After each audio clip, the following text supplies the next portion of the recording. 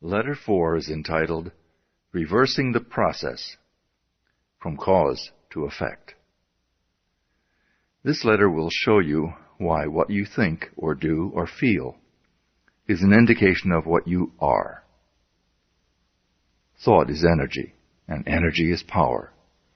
And it is because all the religions, sciences, and philosophies with which the world has hitherto been familiar have been based upon the manifestation of this energy instead of the energy itself, that the world has been limited to effects, while causes have been ignored or misunderstood.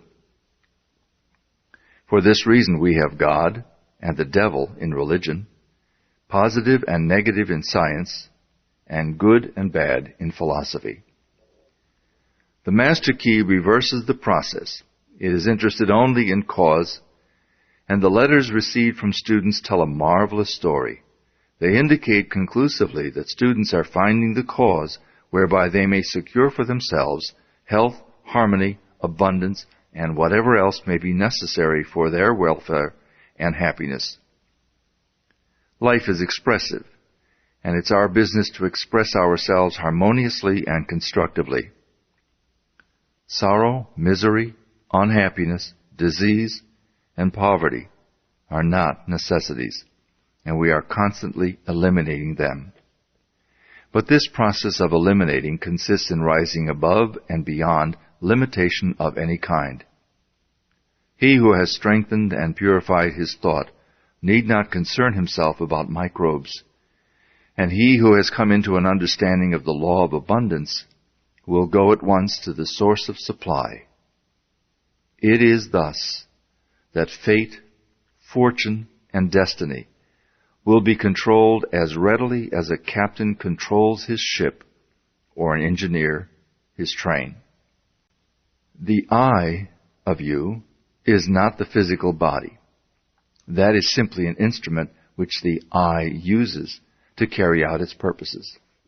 The I cannot be the mind, for the mind is simply another instrument which the I uses with which to think, reason, and plan. The I must be something which controls and directs both the body and the mind, something which determines what they shall do and how they shall act. When you come into a realization of the true nature of this I, you will enjoy a sense of power which you have never known before.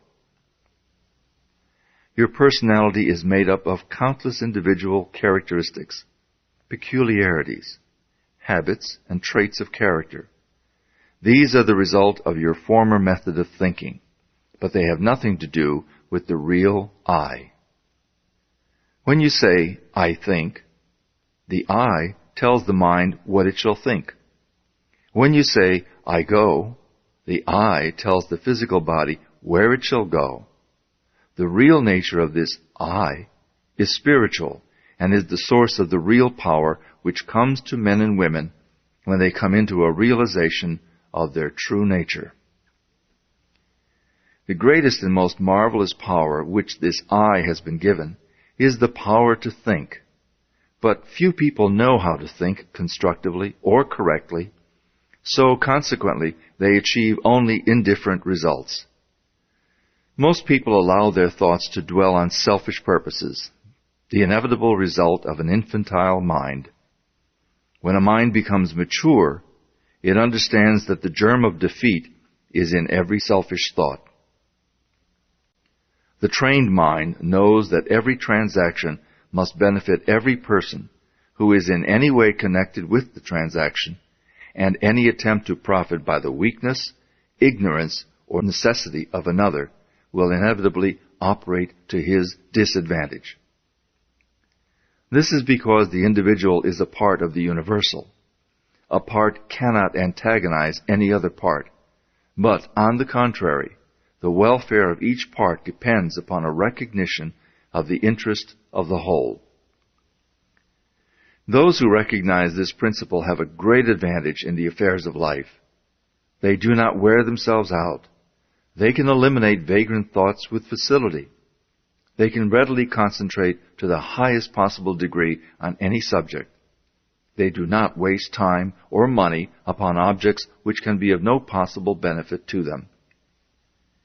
If you cannot do these things, it's because you have thus far not made the necessary effort. Now is the time to make the effort. The result will be exactly in proportion to the effort expended. One of the strongest affirmations which you can use for the purpose of strengthening the will and realizing your power to accomplish is, I can be what I will to be. Every time you repeat it, realize who and what this I is. Try to come into a thorough understanding of the true nature of the I. And if you do, you will become invincible. That is, provided that your objects and purposes are constructive and are therefore in harmony with the creative principle of the universe. Make use of this affirmation. Use it continuously, night and morning, and as often during the day as you think of it, and continue to do so until it becomes a part of you. Form the habit. Unless you do this, you had better not start at all, because modern psychology tells us that when we start something and do not complete it, or make a resolution and do not keep it, we are forming the habit of failure. Absolute, ignominious failure. If you don't intend to do a thing, don't start it. If you do start, see it through even if the heavens fall. If you make up your mind to do something, then do it. Let nothing, no one interfere. The I in you has determined. The thing is settled. The die is cast. There is no longer any argument.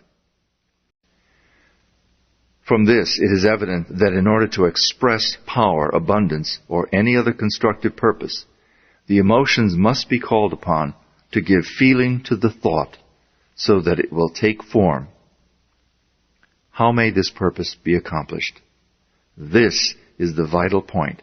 How may we develop the faith, the courage, the feeling which will result in accomplishment? The reply is by exercise.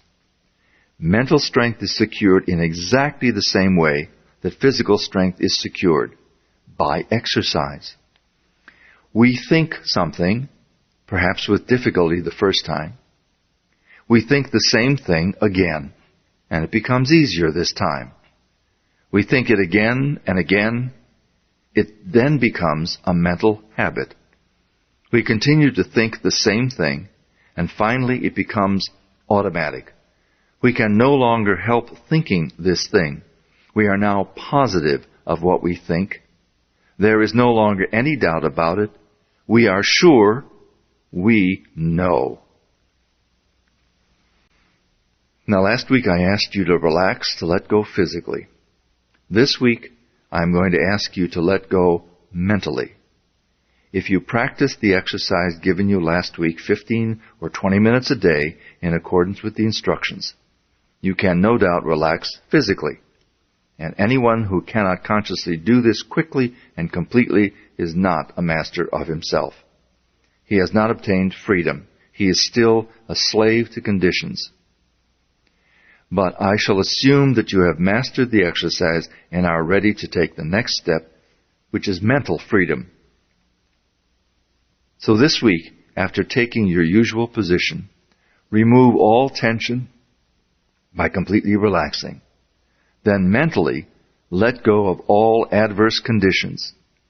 Conditions such as hatred, anger, worry, jealousy, envy, sorrow, trouble, or disappointment of any kind. You may say that you cannot let go of these things. But you can. You can do so by mentally determining to do so by voluntary intention and persistence. The reason that some cannot do this is because they allow themselves to be controlled by the emotions instead of by their intellect. But the will, guided by the intellect, will gain the victory. You will not succeed the first time you try, But practice makes perfect in this as in everything else, and you must succeed in dismissing, eliminating, and completely destroying these negative and destructive thoughts, because they are the seed which is constantly germinating into discordant conditions of every conceivable kind and description.